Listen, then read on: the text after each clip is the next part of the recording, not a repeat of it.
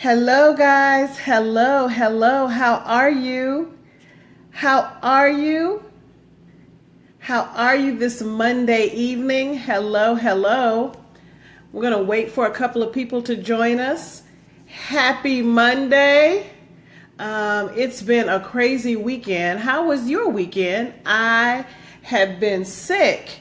And a whole bunch of people that I know have been sick this weekend trying to deal with the weather. One day is cold, one day is hot, and so you don't even know what to do. So feeling absolutely much better. Hey, LaTanya, how are you? Feeling much better, but it's just been crazy. Hey, Sonia, how are you doing? So absolutely is Make It Happen Mondays. Make It Happen Mondays. And so last week we talked about time management, and I put out a challenge for you. And the challenge was to audit your time. So how you were spending your time. So what we asked everybody to do was to go ahead and literally write down what you were doing every second of the day so that you could see what your time, where you were really spending your time. Like if you were spending too much time on social media, or if you were spending too much time watching TV. So we really wanted to for you to actually kind of get an idea of what you were doing with your time.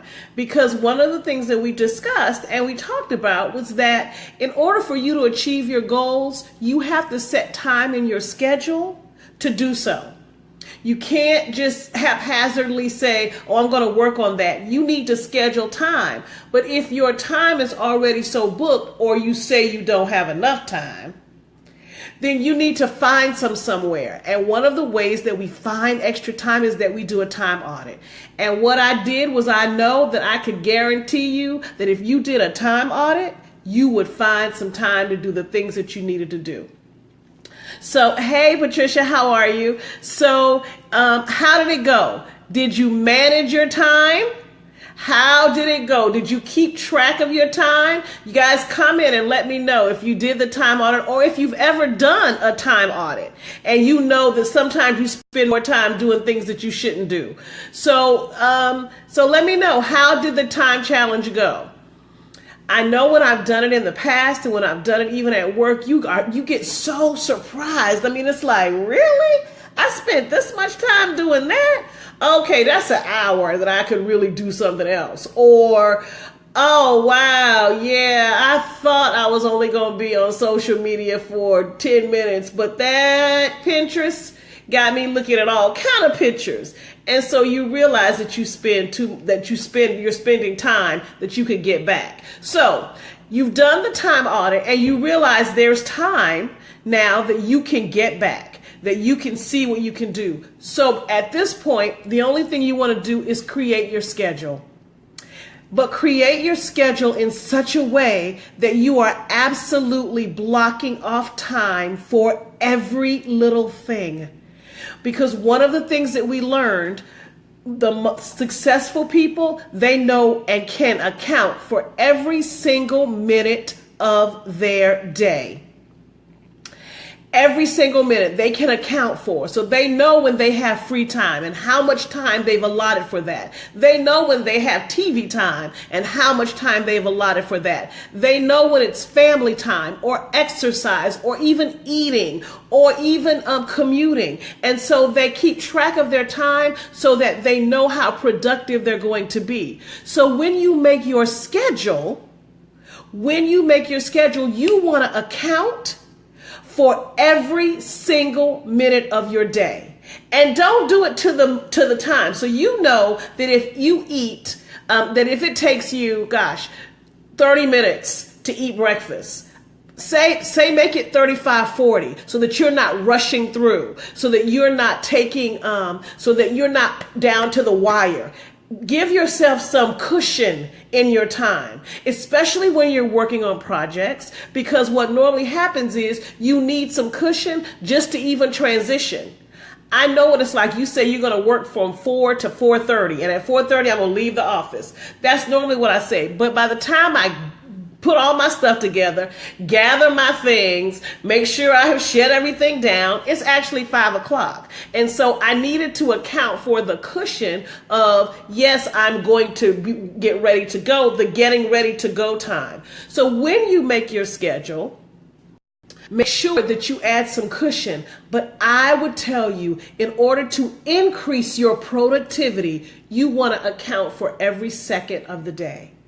And in that schedule, you want to put the time that you're going to work on your goals. So I realized after having done a time audit that I spend a little too much time reading. And let me tell you, I love to read. And I read everything. I read magazines, I read books, and yes, some are self-help books, but some are just plain fiction books because I like a good story. But I need to make sure that if I'm going to be spending my time reading, particularly my magazines or my fictional books, my fiction books, or that I want to make sure that I allot the proper time for that. So I found a good hour and a half that I could be using towards working on my goals. And so one of the things that I did was I created a schedule, and I do it, and I've been working on trying to do it every week because my schedule changes. You know, you have meetings, and that's the thing. It's one thing to make a set schedule, but you know, you have meetings, you have things that you need to do. So every week, every Sunday, I spend time looking at the calendar. My husband and I look at the calendars, what is happening this week, but I also kind of see what I need to get accomplished, and I do my weekly brain dump. My brain dump says, these are the things that I need to get accomplished this week, and I kind of schedule them out. And so that's how I'm going to be using my time. So I want to hear from you. You guys definitely make sure that you comment and post about great time management strategies that you may have come upon, things that will help you kind of get to where you want to go with your goals, especially around time, because that's the one thing that we always say we don't have enough of. But when the reality is we probably have more than enough of.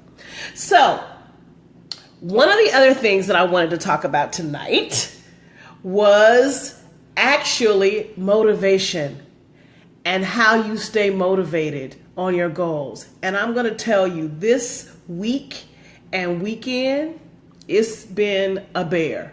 You know, in addition to being not feeling well and being sick, you know, there was just this,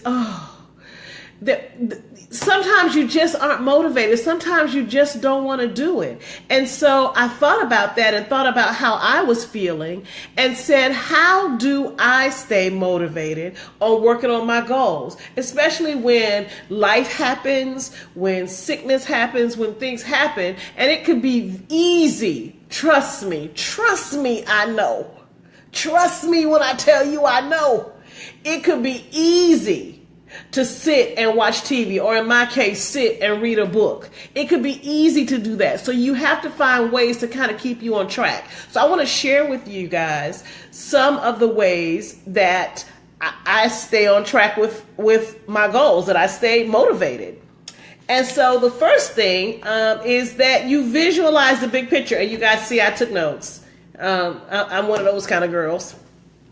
You visualize the big picture. So many of you I know have done vision boards. And if you haven't, let me encourage you to get out and do a vision board and really visualize, see the big picture, see the vision that you have. But don't just see it. I mean, put colors on it.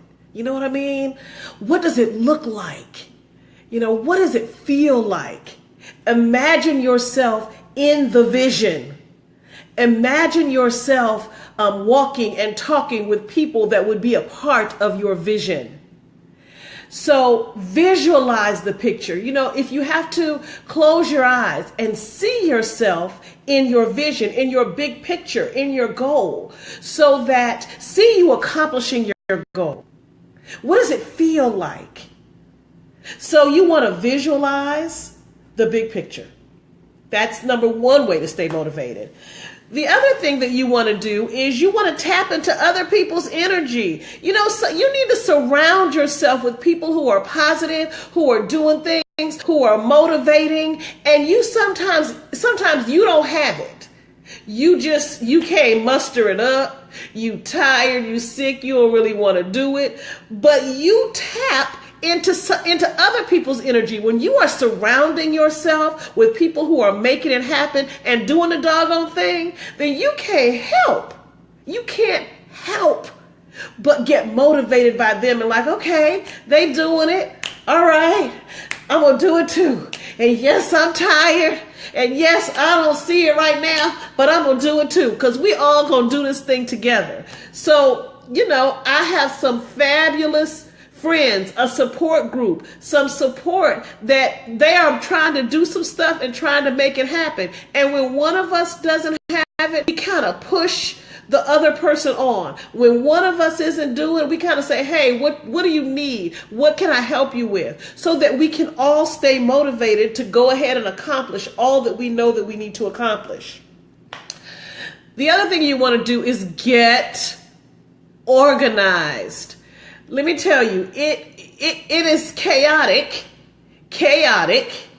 when you are trying to work on your goals to be surrounded with paper and pens and all kind of stuff. So you kind of want to get organized. And even if that's getting the area that you're working in, even if it's getting that area organized. So, you want to get the papers that you need, or the pens, or I am a creative girl. And so I like colored pens and highlights and markers, and I'm a scrapbooker and I like stickers. And so if that's what you need in order to motivate you towards your goal, if you need to do a poster and put stickers up there saying check, then do that. But get yourself organized.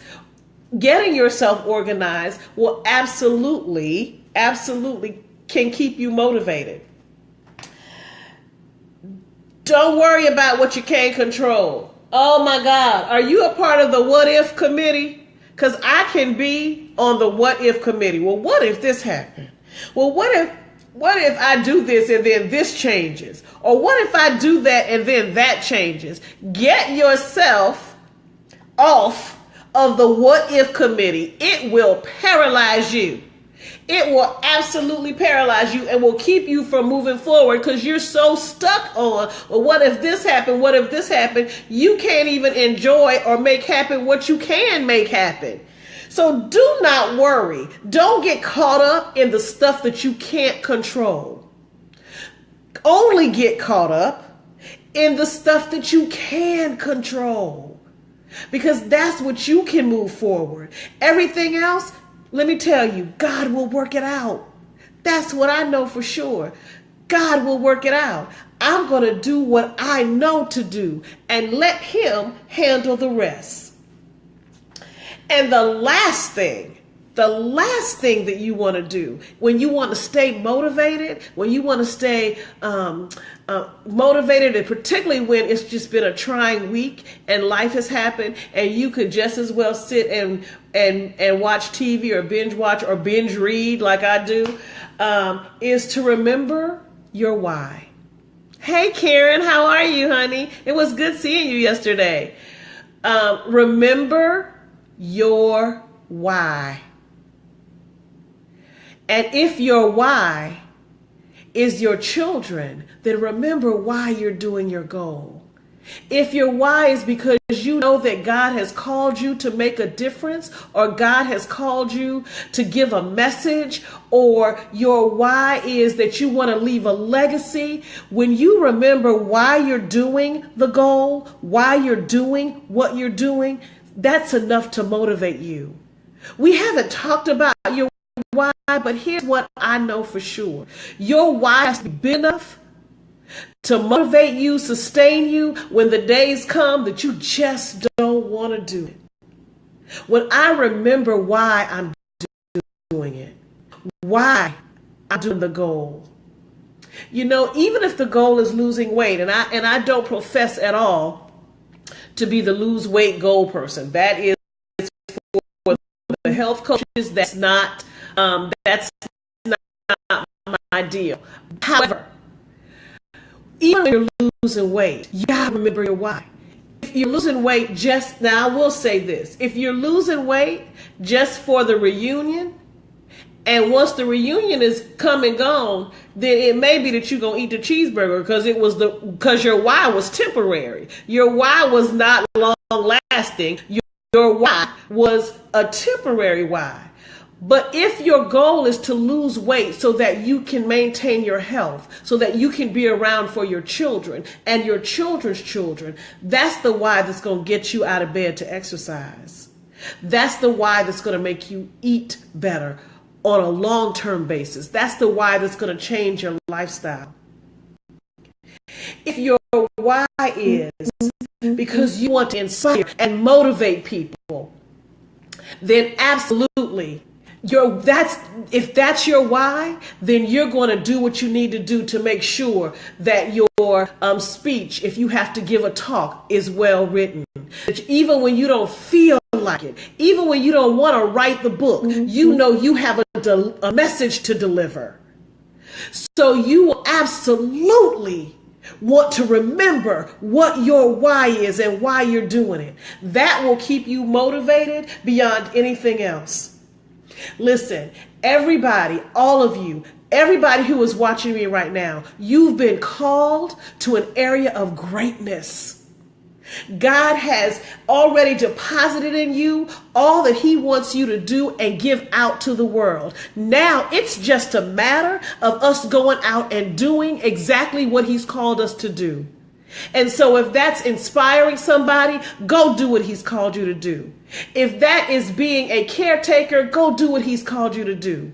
If that is being the best employee, the best teacher, the best mother, go do what he's called you to do. It doesn't have to be in the limelight. It doesn't have to be in front of people. But whatever he's called you to do, then it is up to you to go and do it. He's given you everything you need.